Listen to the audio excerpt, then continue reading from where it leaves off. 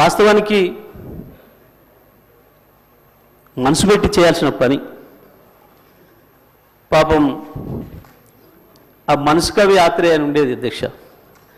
ఆయన కనుక ఉండుంటే ఇది చూస్తే పాపం ఆత్మహత్య చేసుకునేవాడు. ఇంత మనసు లేకుండా పనిచేస్తాయా ప్రభుత్వాలు, మనుషులు ఇంత దరిద్రంగా ఉంటుందా అని ఆ రకంగా ఉంది అధ్యక్ష. ఇది అధ్యక్ష స్పీకర్ గారు చూసుకుంటారు విషయం. ఎందుకంటే ఎందుకంత భయపడతారు ఆగరాది? గంట 10 నిమిషాలు మీరు మాట్లాడితే ఒక అక్షరం ఎక్కడి నుంచి ఎవరు మాట్లాడలే. అగమాగం కాకుండా మొదలే కాకపోయా, ఎందుకు ఆగమవుతారు అప్పుడే? అయ్యో మొదలే కాకపోయా ఊరే ఇంకా ఉంది కదా. అధ్యక్ష, ఒక గవర్నర్ గారి గురించి వెళ్ళి మేము విన్నాం. సరే పార్టీ ఏదున్నా ఎట్లా ఉన్నా గతంలో వారిది ఒక మంచి మనిషి అని, ఒక ఇంటిగ్రిటీ ఉన్న వ్యక్తి అని, గొప్ప చదువుకున్న వ్యక్తి అని. కానీ పాపం వారితోని 36 నిమిషాల్లోనే 360 అవాస్తవాల్ని మాట్లాడొచ్చారు. 36 నిమిషాల్లోనే 36 15 నెలల వాళ్ళ ఫలితనాన్ని 15 నెలల్లో వాళ్ళు చేసిన పనికి 36 నిమిషాల్లో 360 అబద్ధాలు, అవాస్తవాలు. నిజంగా కూడా పాపం గవర్నర్ గారు మనసు ఎంత గింజుకుందో వాళ్ళు చదవటానికి.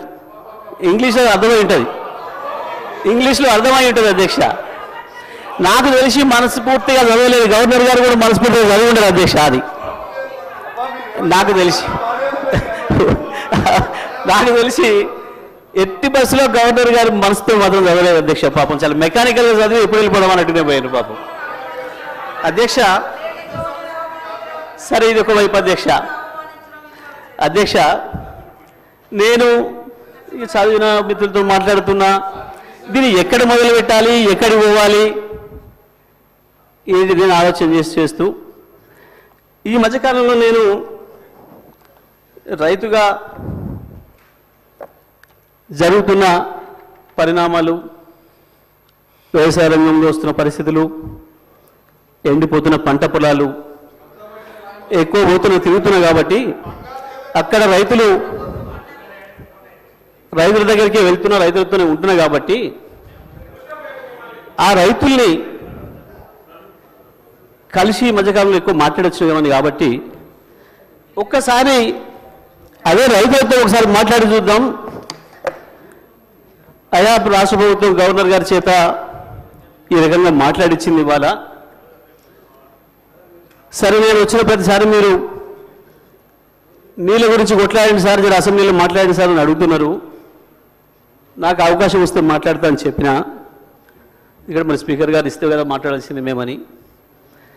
సరే నా అదృష్టం కొద్దీ మా అధ్యక్షుల గారు, మా నాయకులు కేసీఆర్ గారు దీనిపైన నన్నే మాట్లాడమని చెప్పారు. ధన్యవాదాలు వారికి. మీ ముఖ్యమంత్రి కంటే దూరంగా ఏం లేడు, 2 కామెంట్స్ బంద్ చేయండి. ఇక మీ ముఖ్యమంత్రి కంటే దగ్గరనే ఉన్నాడు. ఎక్కువ మాట్లాడదు ఇక నాకు ముందట, ఎక్కువ మాట్లాడుకొని మూసుకోండి. అధ్యక్ష,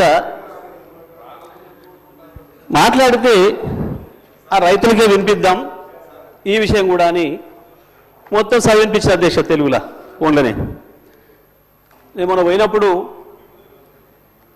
ఒక తండ పోతుంటే ఇటువైపు మళ్ళీ పెద్ద మట్టి గుట్టలు కనబడుతున్నాయి. ఆగిన మళ్ళీ ఎందుకు వచ్చినాయి ఈ గుట్టలు, మట్టి గుట్టలు అని. బావులు తీయడం మొదలైంది అధ్యక్ష. మళ్ళీ సరే చూద్దాం ఈ బావికి ఎంత ఖర్చు అయింది, నీళ్ళని ఊరుతున్నాయని చెప్పి కాదు దిగి బావి దగ్గర పోయినప్పుడు అక్కడి నుంచి గొర్రెలు వస్తున్నాయి, గొర్రెలు కాసుకున్నాయి రైతులు, గొర్రెల కాపర్లు కూడా, సోదరులు కూడా వచ్చారు. వాళ్ళకే చేసిన అధ్యక్ష. వెంకట్రాములు, రాజయ్య ఇద్దరు ఎందుకు రైతుల గురించి అనేది భయపడుతున్నారు, గొర్రె కాపర్లు రైతులనే భయపడుతున్నారు అధ్యక్ష. వాళ్ళకే మాట్లాడిన అధ్యక్ష నేను. ఎందుకంటే ఇది ఇది ప్రజలకు సంబంధించిన బడ్జెట్ కాబట్టి ప్రజలతోనే మాట్లాడినా మీలాగా కమిషన్లు ఇచ్చినట్టు మాట్లాడలేదు. నేను రైతులతో మాట్లాడిన అధ్యక్ష. మా వెంకటరామయ్య మా రాజన్న ఇద్దరికి వినిపించిన, మా రవినాయక్ కూడా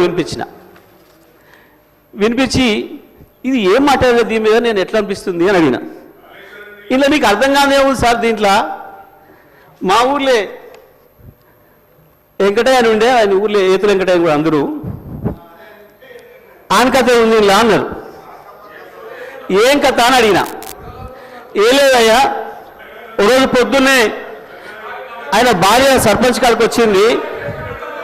ఆయన భార్య సర్పంచ్ కాడికి వచ్చి కంప్లైంట్ చేసింది, మా వెంకటయ్య నన్ను కొట్టిండు, జర పిలిపించి మాట్లాడమని చెప్తే ఆయన పిలిపించిండు పెద్ద మనిషి. ఎందుకు కొట్టి ఏం సంగతి అని అడిగితే, నేను మా అమ్మగారింటికి నువ్వు పాలు వేయద్దుమని అన్నాడు, నేను పోస్తా అన్నా. నువ్వు పాలు వేస్తే ఊరుకోను అన్నాడు, నేను పోసి తీరుతానంటే నన్ను కొట్టిండు. పాలెక్కడి, నీకు బర్రె లేదా పాలెక్కడి అని చెప్పి ఆయన పెద్ద మనిషి అడిగింది అధ్యక్ష. అడిగితే నాకు 4 బర్రెలు ఉన్నాయి అన్నాడు అధ్యక్ష. ఈ 4 బర్రెలు ఎక్కడిదా, నీకు ఒకటి కూడా లేకపోయా, మా ఊరందరం చూస్తే 50 మంది ఉన్నాం, అందరూ తెలుసు, నీకు బర్రెలు లేవా ఎక్కడిదా అంటే, అధ్యక్ష పోయిన బర్రె దొరికితే, సచ్చింది బతికితే, పోయింది దొరికితే, మా అత్తగారు ఒకటి పెడితే నేను ఒకటి కొంటే నాకు 4 బర్రెలు ఉంటాయి, నాకెందుకు లేవు 4 బర్రెలు అన్నాడు. ఇది కూడా అట్లనే ఉంది అధ్యక్ష ఈ గవర్నర్ గారి ప్రసంగము. అంతకు మించి ఒక అక్షరం కూడా తేడా లేదు. ఎక్కడ ఇచ్చారు అధ్యక్ష? రైతులకు రుణమాఫీ చేసినారు, రైతు భరోసా ఇచ్చినారు, 12,000 రూపాయలు నా ఈడిఎస్ కార్మికులకు ఇచ్చినారు, 12,000 రూపాయలు నా ఆటో కార్మిక సోదరులకు ఇచ్చినారు, 2,500 రూపాయలు మా మహాలక్ష్మి అక్క చెల్లెలకు ఇచ్చినారు, రైతులకు బోనస్ ఇచ్చినారు, తోం బంగారం ఇచ్చినారు. ఏది ఇచ్చిన అధ్యక్ష? నా విద్యార్థి సోదరులకు స్కూటీలు ఇచ్చినారు అధ్యక్ష. 2 లక్షల ఉద్యోగాలు ఇచ్చి సంతోషంగా పెట్టినారు. ఎక్కడిచ్చిన అధ్యక్ష? ఎక్కడిచ్చి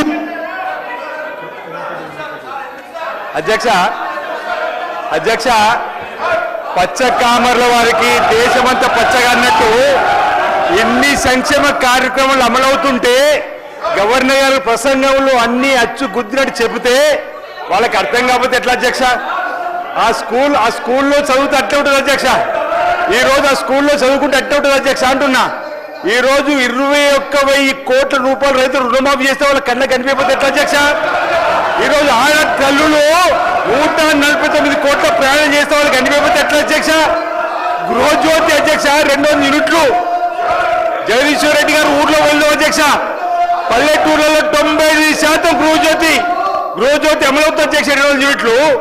మహాలక్ష్మి స్కీము 21,000 కోట్ల అధ్యక్ష. మొన్న మా బట్టి విక్రమార్క గారు అంతర్జాతీయ మహిళా దినోత్సవం చెప్పిండు. ఎన్ని కార్యక్రమాలు అమలవుతుంటే ఏదో 4 బర్రెల కథ చెప్పుకుంటూ పోతే ఇంకా మేమే ఉన్నామని చెప్పనుకుంటే ఎట్లా అధ్యక్ష?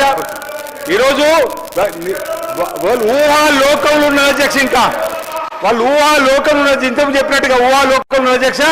ఈ రోజు ఈ 15 మాసాల్లో ఈ ప్రభుత్వం అనేక చక్కటి సంక్షేమ కార్యక్రమాలను అమలు చేస్తున్నాం, ముందుకు పోతున్నాం.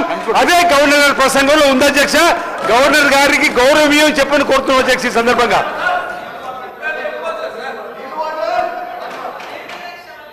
సార్ గౌరవ సభ్యులు మాట్లాడి